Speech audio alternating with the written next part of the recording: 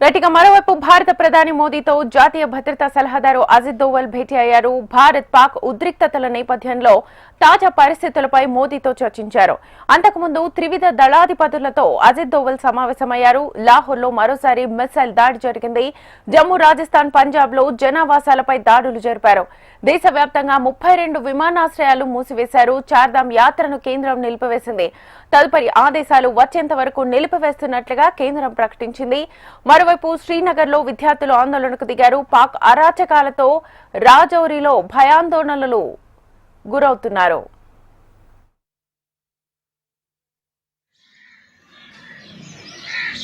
ये आप देख सकते हैं अभी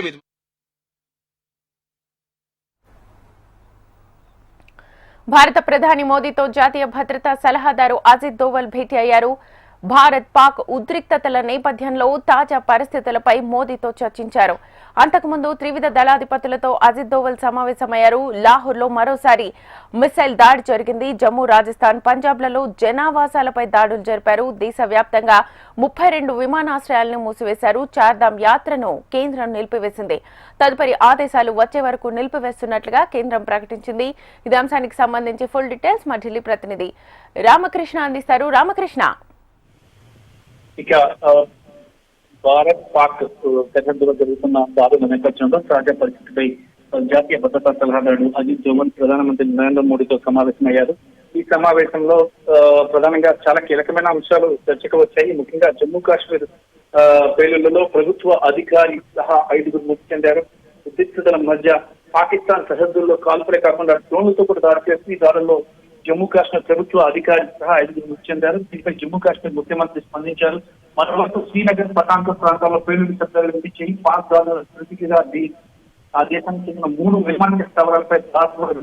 ఇది ప్రస్తుతం తాజా పరిస్థితిని అజిత్ దోవల్ ప్రధానమంత్రికి వివరిస్తున్నారు.